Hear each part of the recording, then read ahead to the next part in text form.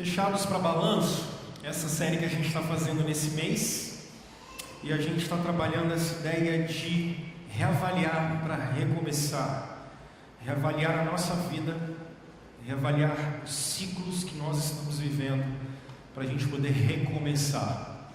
E nos 2 primeiros episódios a gente conversou sobre reavaliar as nossas convicções e reavaliar a nossa vocação. Conversamos que a vida é vivida sempre diante de Deus. Por isso, as nossas convicções não podem brotar das nossas experiências, mas elas precisam brotar da Escritura. Sofrimentos, em momento nenhum, podem tirar o nosso foco daquilo que é a nossa convicção, porque a eternidade é logo ali, e é quando nós vamos viver com o Senhor. E nós, crentes em Jesus, já vivemos a eternidade agora, porque o reino de Deus já está não só no meio de nós, mas dentro de nós. Conversamos sobre a nossa vocação, para que você reveja a sua vocação, e conversamos que você não é vocacionado para uma coisa, e na verdade a nossa vocação são as máscaras que o nosso Pai Celestial usa o tempo todo. Qual é a maneira com a qual Deus administra a sua criação? Através das suas criaturas. Deus não precisava de mim para poder ter filhos, mas Ele resolveu me fazer participante disso. Eu sou vocacionado a ser pai, mãe, marido, esposa, filho, avô, avó, funcionário, cidadão, membro de igreja, amigo, colega. Eu sou vocacionado porque aonde eu estou, sou uma máscara do Senhor. Numa sociedade materialista e egoísta, nós precisamos rever se nós estamos realmente sendo máscaras do Senhor nessa terra. E hoje a gente quer reavaliar os nossos relacionamentos, reavaliar para recomeçar os nossos relacionamentos. E nós temos estudado 2 de Timóteo nesse mês, e eu queria pedir que você abrisse no capítulo 4, a carta de 2 Timóteo. Queria que você abrisse no capítulo 4, para que a gente lesse a partir do verso 9. E eu quero ler com vocês 2 de Timóteo, capítulo 4. Nós vamos ler do verso 9 até o verso 18, e vamos conversar um pouco sobre reavaliar para recomeçar os nossos relacionamentos. O apóstolo Paulo nessa carta diz o seguinte, 2 de Timóteo, capítulo 4, verso 9: procura vir logo ao meu encontro, pois Demas, amado este mundo, abandonou-me e foi para Tessalônica. Crescente foi para a Galácia e Tito para a Dalmácia. Só Lucas está comigo. Traga Marcos com você, porque ele me é útil para o ministério. Enviei Tíquico a Éfeso. Quando você vier, traga a capa que deixei na casa de Carpo, em Troade, e os meus livros, especialmente os pergaminhos. Alexandre, o ferreiro, causou-me muitos males. O Senhor lhe dará retribuição pelo que fez. Previna-se contra ele, porque se opôs fortemente às nossas palavras. Na minha primeira defesa, ninguém apareceu para me apoiar. Todos me abandonaram. Que isso não lhe seja cobrado. Mas o Senhor permaneceu ao meu lado e deu forças, para que por mim a mensagem fosse plenamente proclamada e todos os gentios a ouvissem. E eu fui libertado da boca do leão. O Senhor me livrará de toda a obra maligna e me levará a salvo para o seu reino celestial. A Ele seja a glória para todos sempre. Amém. Pai Santo e bendito, nesse momento singelo a gente pede ao Senhor que o Senhor nos ilumine, para a gente só poder compreender um pouco do Teu Evangelho, para a gente sair daqui cheio do Espírito do Senhor e prontos para restabelecermos tantas coisas que precisamos das nossas vidas, especialmente os nossos relacionamentos. Pelos méritos de Jesus que nós oramos.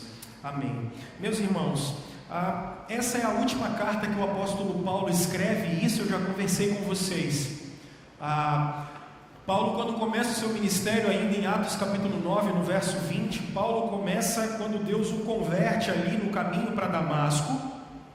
Paulo, em Atos capítulo 9, sai pregando o Evangelho de Jesus, dizendo que Jesus é o Filho de Deus.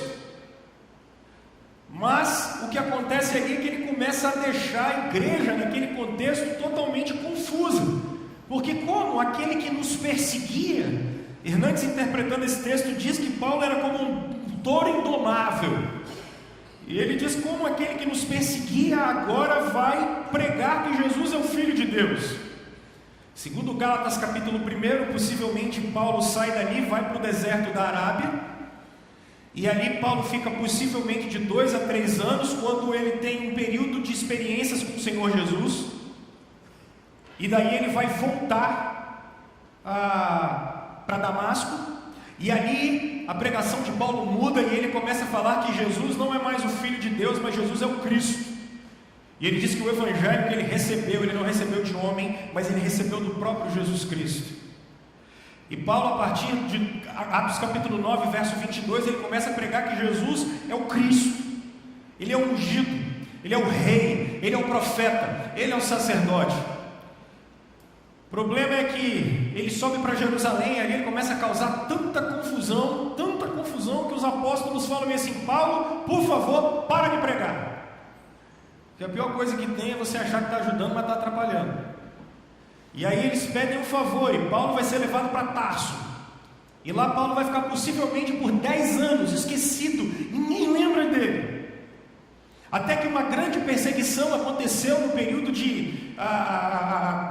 desses 10 anos. A igreja vai sair de Jerusalém, Deus vai lançar uma perseguição sobre eles vão para Antioquia, a terceira maior cidade do mundo naquela ocasião, vão pegar o apóstolo Paulo lá em Tarso, ele e Barnabé, e vão ser os pastores de Antioquia por pelo menos 1 ano, até Atos capítulo 13, quando eles estavam pregando, e aí Deus diz: separai-me Paulo e Barnabé, não, Barnabé e Paulo, para que eles possam pregar o evangelho, e aí eles vão ser levados para a primeira viagem apostólica. O que se segue daí, pessoal, são praticamente 20 anos de pregação do evangelho. 20 anos. Paulo sai dali e vai para a Galácia. Na Galácia, ele, ao norte, na verdade, noroeste, Paulo prega algumas igrejas, desce até Éfeso, na Ásia Menor. Ali Paulo fica por 2 anos na escola de Tirano, nos ensinando algo fantástico, que igrejas precisam pregar de maneira estratégica. Paulo prega na maior cidade da Ásia Menor, e ali ele planta uma igreja em que as 7 igrejas do Apocalipse vão ser plantadas, porque quando ele vai plantar uma igreja, ele não pega o que tem de tudo velho e abre uma congregação num bairro que ninguém conhece, onde não tem ninguém. Paulo vai plantar uma igreja num lugar extremamente estratégico, e a partir dali ele vai formar obreiros, e esses obreiros vão plantar igrejas em lugares estratégicos. Ele sai daí, passa em Derbe, Perge, e Paulo atravessa o Ilírico, chega até as regiões da Macedônia, da Acaia, planta igrejas como Filipos, Tessalônica, Corinto. E é interessante, porque ele é preso a primeira vez, porque ele tem que recolher as ofertas, as quais o Kleber leu aqui, e ele vai para Jerusalém. Só que antes de ir para Jerusalém, um profeta chamado Ágabo pega um cinto, prende na sua barriga e diz: assim vão fazer com você em Jerusalém.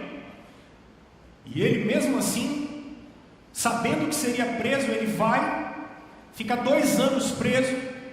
O Sinédrio conspirou contra ele, e mesmo assim Deus o livrou.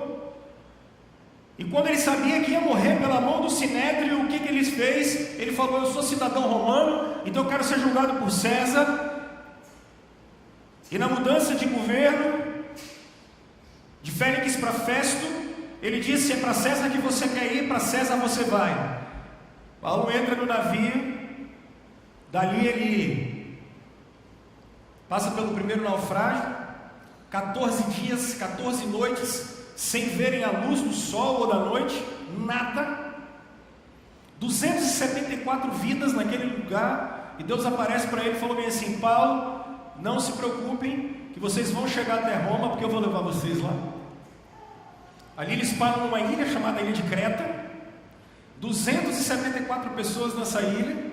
Eles fazem uma fogueira, e Paulo vai aquecer a fogueira, O único que está preocupado em aquecer a fogueira, quando ele vai aquecer a fogueira, vai pegar um graveto, vem uma víbora, morde ele.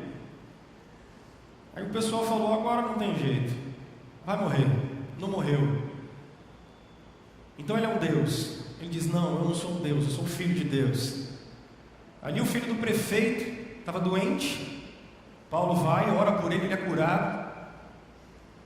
E ele de Creta inteira conhece o Evangelho de Jesus. Depois ele vai mandar Tito para lá. E ali Paulo vai ficar 2 anos preso em Roma, sendo sustentado especialmente pelas igrejas da Macedônia, especialmente por Filipos. Depois disso, o que nós sabemos da história, a Bíblia para em Atos 28. Se ele foi até a Espanha, provavelmente. Mas o que esse homem nos deixou? Cartas, as cartas da prisão. Quando ficou preso a primeira vez, ele nos deixou especialmente Filipenses, Colossenses. Antes da prisão nos deixou Gálatas, nos deixou a carta da prisão, Efésios, nos deixou Filemão, outra carta da prisão, nos deixou talvez o maior tesouro que nós temos, nos deixou 2 Coríntios capítulo 3, quando nós aprendemos que na nova aliança, na nova dispensação, nada depende de nós e tudo depende de Deus. Mas agora, essa é a sua segunda prisão, que a partir do ano 53 depois de Cristo, Nero com 17 anos sobe ao trono. Especialmente a partir do ano 59 ele começa a fazer um monte de loucura. E especialmente no ano 64 ele bota fogo em Roma. E dos 14 bairros, 10 pegam fogo. E os 4 que não pegaram fogo especialmente são de cristãos e judeus. Então a perseguição vai ser assoladora sobre os cristãos. E o principal líder vai estar preso.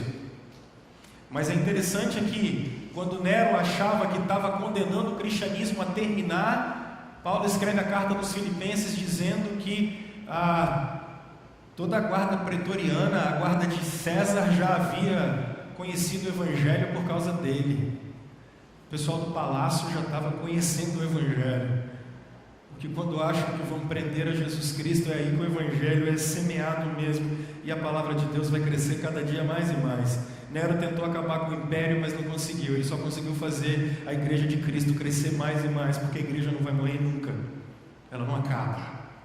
É impossível matarem o dono da igreja.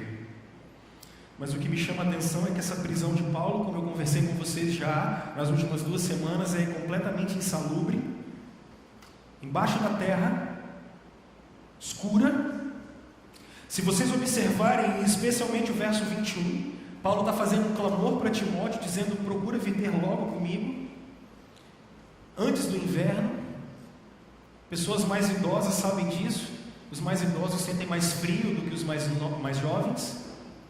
Possivelmente Paulo foi preso na casa de Carpo, ainda em Trode. Essa é a principal corrente, como vocês observam aqui, o texto sendo lido.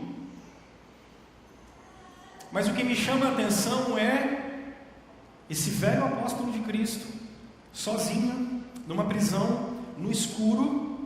E quais são as experiências desse homem que levou milhares de pessoas a Cristo, que curou centenas de pessoas, que ressuscitou gente em nome de Jesus, que treinou pessoas, formou pastores, caminhou dia e noite. Se você perguntasse assim, Paulo, o que aconteceu com você? Ele não precisa te dizer, porque ele já deixou escrito para os Coríntios, no capítulo 11, ele diz, eu recebi 3 vezes 40 chibatadas menos uma, naufrágios, perigo de fome, perigo de salteadores, e tantas outras coisas. No final da vida, o que se espera? Uma pesquisa que eu vi há um tempo atrás, estava dizendo que pessoas que passam por 60 anos, a única coisa que elas querem é chegar nesse terço final da sua vida, e elas querem estabilidade. Elas querem seus filhos, querem seus netos, elas já não estão mais preocupadas com o trabalho, elas não estão mais preocupadas com isso. Elas querem exclusivamente ter tranquilidade, aproveitar, porque a vida foi de tanto trabalho e tão dura, e elas não querem mais essas dores de cabeça. O que o apóstolo de Cristo recebeu em relação aos seus relacionamentos? O verso 9 vai dizer para vocês, quando Paulo diz, procura vir ter logo comigo, solidão. A vida cheia de pessoas. Paulo e Barnabé chegaram a ser carregados por uma multidão, dizendo que eles eram filhos dos deuses, sozinho. Não só sozinho, abandonado.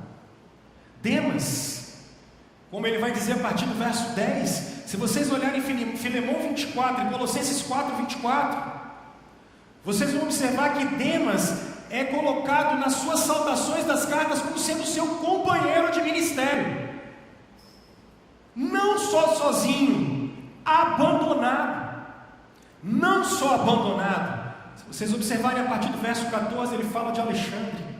Alexandre em Efésios, na cidade de Éfeso, em Atos 19, verso 33, quando o apóstolo Paulo chega lá, começa a pregar o Evangelho, um grande avivamento começa a chegar na cidade, a adoração a deusa Diana começa a ir de lado, um grande turbilhão começa a chegar e os discípulos vão morrer. Alexandre se levanta para defender os apóstolos e fica do lado de Paulo. Agora, muito provavelmente, o Paulo está preso porque um dos seus companheiros de viagem o traiu. Sozinho, abandonado, traído.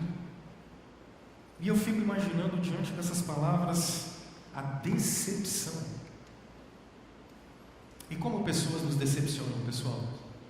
Como pessoas nos decepcionam? Como nos decepcionamos com aqueles que estão em volta? E via de regra, as nossas decepções com as pessoas é porque nós colocamos muita expectativa nelas. Esse talvez seja o maior problema da decepção.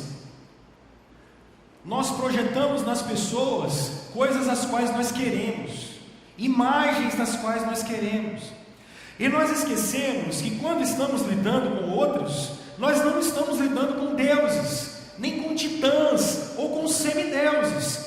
Nós estamos lidando com pecadores, com filhos de Adão, ainda que eles sejam regenerados pelo Evangelho, ainda que eles sejam regenerados por Jesus, nós estamos lidando com pecadores.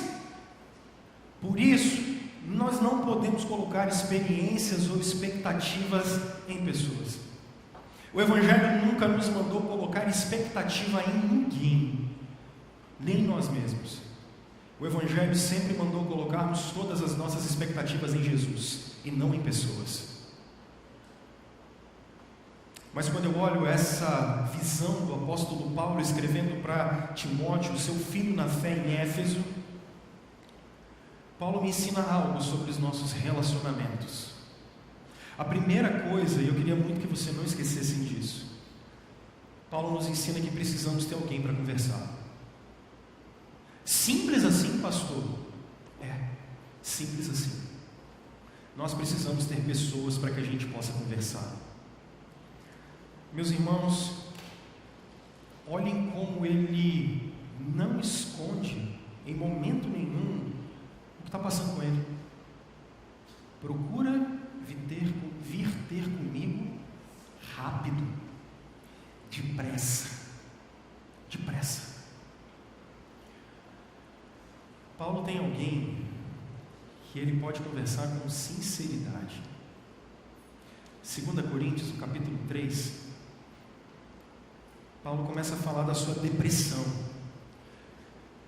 porque ele diz que a perseguição foi tão forte que ele se desesperou da própria vida. Paulo achou que ia morrer, e ele escreve para a igreja de Corinto pedindo orações, porque ele não aguenta com ele mesmo.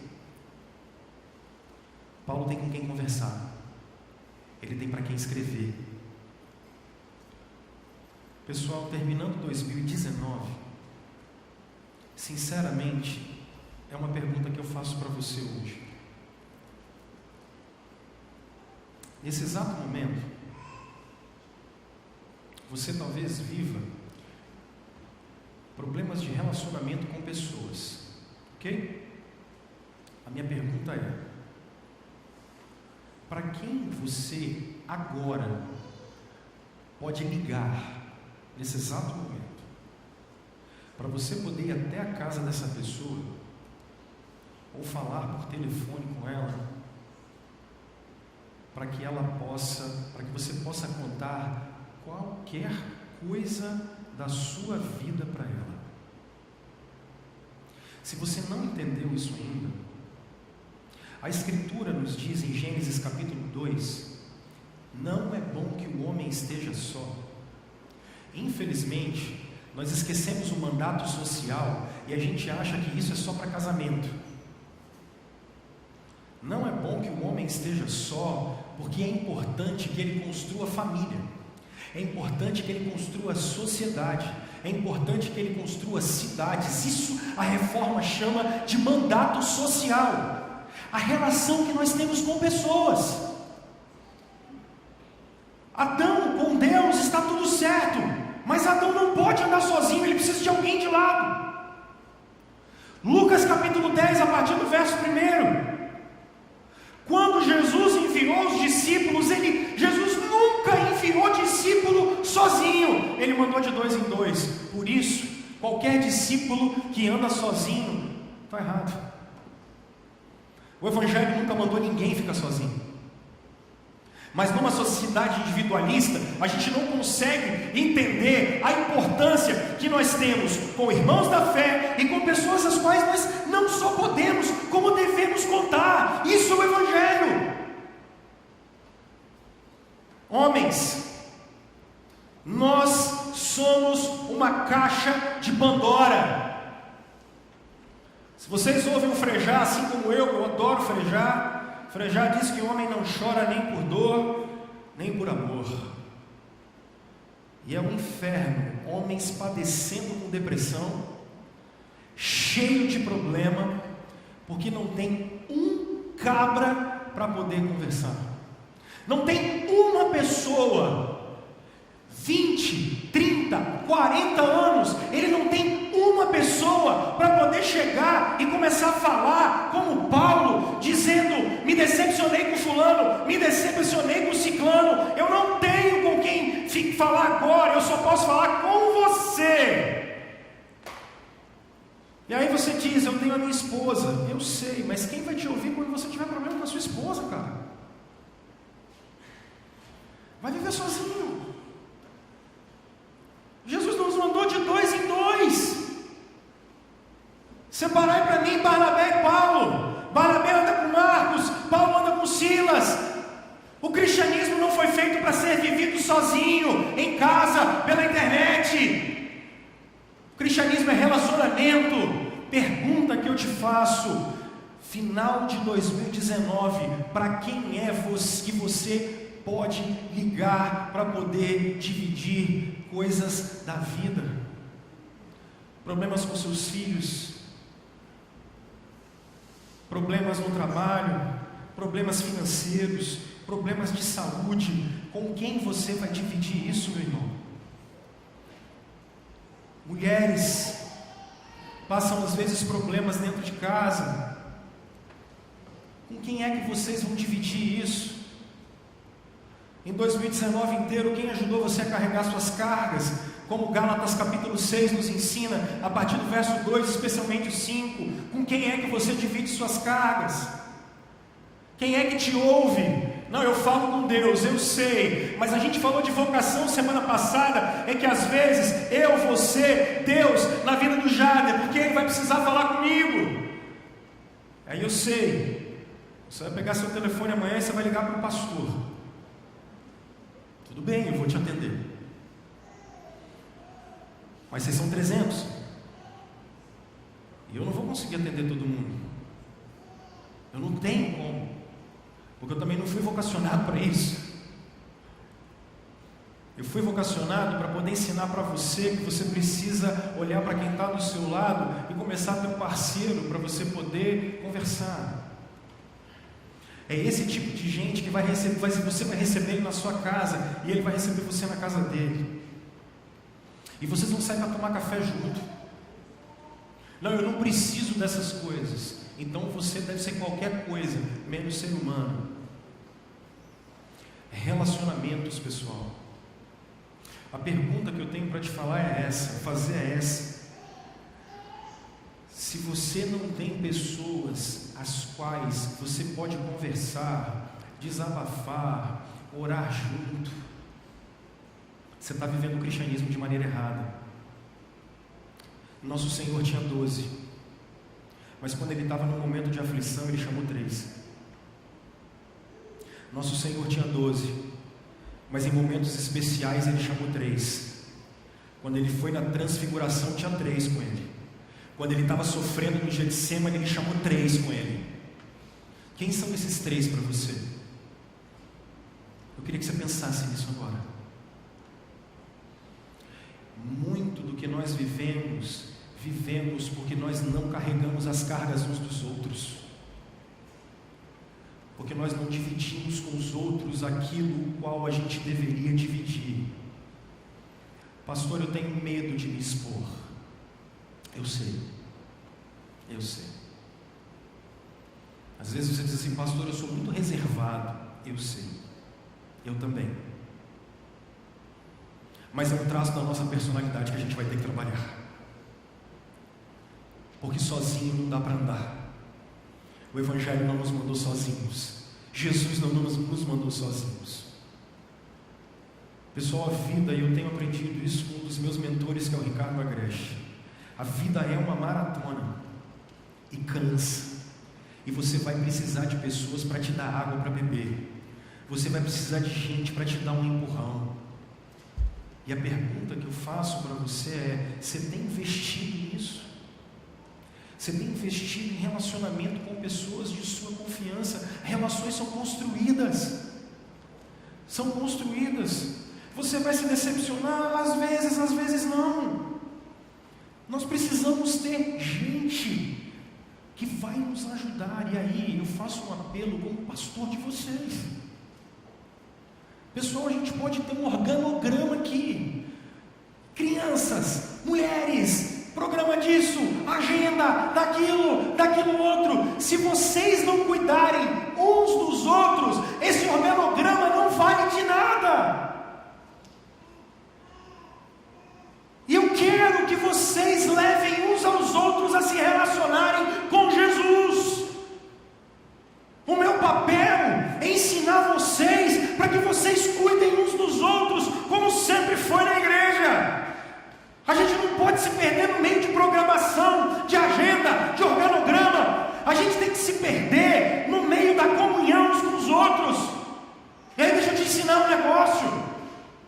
Você que passou, por exemplo, por crise no casamento, quem você acha que vai ensinar casais que estão com crise no casamento? É por isso que a Bíblia manda mulheres experientes aconselharem mulheres jovens. É por isso que a Bíblia manda homens experientes aconselharem homens jovens. Nós precisamos disso. Vocês não vão conseguir viver a vida sozinhos. Pais que têm problemas com filhos, você acha que Deus está fazendo você perder filho, perder mãe, perder pai? Deus está deixando você viver isso? É porque Ele vai aproximar gente de você, para que você possa abençoar. Porque quem melhor do que você para ensinar isso para alguém? Isso é o cristianismo. É isso que a gente é convidado a fazer. A pergunta que eu te faço hoje é exatamente essa: para quem você pode ligar? Para quem você pode abrir ou se abrir? Se você não tem ninguém, eu queria te convidar hoje a começar a investir em pessoas. Essa geração individualista está estragando com a gente, ela está acabando com a gente. Nós fomos feitos para viver em comunidade, em sociedade. E uma coisa muito séria: eu não estou falando que você tem grupo de WhatsApp por pessoas que oram por você. Mentira! Tem uns grupos de WhatsApp que é assim: irmãos, orem por mim. Furada, ninguém vai orar por você. Só você lembrar que você não ora por nenhum pedido que botam lá. Furada. Você tem que ter alguém, 1, 2, 3 pessoas que você possa ligar, e você possa falar assim: olha, eu preciso ir aí, eu quero que você venha aqui, não importa a hora da noite, não importa o dia, você vai chegar lá, e você vai cuidar, e você vai ser cuidado. Eu quero que vocês reavaliem no final desse ano, para quantas pessoas você é ouvido? Para quantas pessoas podem ligar para você? Quantas pessoas você se entregou a tal ponto que você diga assim, cara, o Cal pode contar comigo, vou falar o que quiser para mim, que é eu e ele aqui, morreu entre nós, e eu vou orar por esse cara, eu vou cuidar dele. Esse é o desafio. Esse mundo está caindo de podre, de gente que só se relaciona com o outro porque quer alguma coisa. E o Evangelho vem dizer para nós de um Deus que veio ao nosso encontro na pessoa do seu Filho, sem a gente merecer nada, mas Ele veio estabelecer uma relação, e Ele chama Abraão de amigo, porque Ele chama você de amigo, para você olhar para o lado e ter alguém para ligar, e alguém para ligar para você. Para quem você pode ligar e quem pode ligar para você? Relacionamentos, pessoal. Relacionamentos. Segundo, vocês vão observar que o apóstolo Paulo fala algo muito interessante. Vocês vão observar que ele diz assim, traz o Marcos também. E lá em Perge da Panfilha eles tiveram um grande problema, porque no meio do caminho Marcos foi embora e largou Paulo e Barnabé para trás. Tudo bem, ninguém sabe por que Marcos foi embora e abandonou os dois. Alguns intérpretes dizem porque ele era muito jovem, outras pessoas dizem que porque ele não acreditava muito naquela teologia, outros dizem porque em Atos capítulo 13 era Barnabé e Paulo, e no meio da viagem parece que o Paulo começa a dar as cartas, mas a melhor corrente talvez seja, Paulo muito provavelmente pegou malária, né? Por isso que em muitas ocasiões a malária muito possivelmente dava muitas dores de cabeça e problemas de visão nele. Alguns dizem que esse é o espinho na carne que ele tinha. Tanto que às vezes ele fala assim, olha com que grandes letras eu escrevo para vocês. E muitas correntes dizem que provavelmente Marcos volta para casa exatamente porque ele está com medo e missões não era para tomar todinho. E aí ele volta para casa com medo de ficar doente também. Mas olha que legal. No final da vida esse cara está dizendo assim, traz o Marcos. Mas ele não fala só isso. Ele fala de Alexandre, um cara que era o seu amigo. E ele diz assim, olha, Deus paga esse cara. Justiça, deixa que Deus exerce. E quando ele fala do julgamento dele, ele diz que ninguém foi do lado dele. Ninguém ficou do lado dele. E ele ainda fala isso. Que isso não seja colocado na conta deles. Segunda coisa, quem você precisa perdoar? Quem te feriu? Com quem você se desentendeu? No final da vida, alguns anos depois, traz o Marcos para ficar junto comigo, que a gente vai voltar a ter uma relação. Eu quero ter relação com ele de novo. Quem te feriu? E você precisa, nesse exato momento, olhar e falar bem assim, eu não posso virar 2019 desse jeito. Quem te feriu? Outra coisa, para quem você precisa deixar, porque quando somos feridos por pessoas, qual é o problema? A nossa sede de justiça. Quando pessoas fazem mal para você, o que é que você quer? Que ela se estrepe depois. É sempre assim. Quando pessoas fazem mal para nós, o que é que a gente quer? Tomara que a ira dos céus caia sobre esse cara. Mas nós somos engraçados, que quando acontece com a gente fala, por favor, misericórdia. Paulo está dizendo, deixa Deus cuidar, porque ele já tinha escrito para os coríntios assim, dá lugar à ira, mas quando ele diz dá lugar à ira, é a ira de Deus. Deixa que Deus é que vai resolver e Deus é que vai retribuir quem Ele tiver que retribuir segundo Ele quiser. A quem você precisa liberar perdão? Quais relações você precisa refazer? Traz Marcos, dá lugar para a ira de Deus e deixa esse negócio para lá. Que Deus não bote na conta de ninguém isso. Liberar perdão é um negócio muito complicado, pessoal. E o problema de liberar perdão é porque a gente sempre, quem libera perdão, sempre fica com a dor. Porque quando alguém fere a gente vai ter que ficar com essa dor, porque não dá para voltar atrás, já foi feito. Já aconteceu. Já foram palavras mal faladas, palavras mal colocadas, em momentos que não deveriam ser colocados, mas foram colocados. O que a gente vai fazer? A gente vai ter que absorver o dano. Foram coisas que fizeram, foram coisas que falaram, a gente vai ter que absorver isso. Agora, o mais legal é que quando a gente perdoa, a gente está simplesmente fazendo algo que nosso Senhor sabe fazer. Perdão é algo que Jesus é Senhor em fazer. A quem você precisa perdoar e dizer: Senhor, limpa o meu coração. Quem? Para quem você pode ligar e a quem você deve perdoar. Terceiro e último, pessoal, versos 17 e 18. O apóstolo Paulo é extremamente interessante e o argumento dele nessa carta é sempre esse. Ele diz: eu fui livrado e libertado da boca do leão. O Senhor me levará em segurança para o seu reino. Percebam que no versos 6 e 7 e 8, Paulo já tinha dito que uma coroa de glória estava separada para ele. Quando nós vamos nos relacionar com pessoas, eu queria que vocês não esperassem nada de volta. Porque a única coisa que vocês têm garantida é a vida eterna. Coroa de glória. Só isso. Eu não posso ficar esperando muita coisa da Aline, minha esposa. De filho?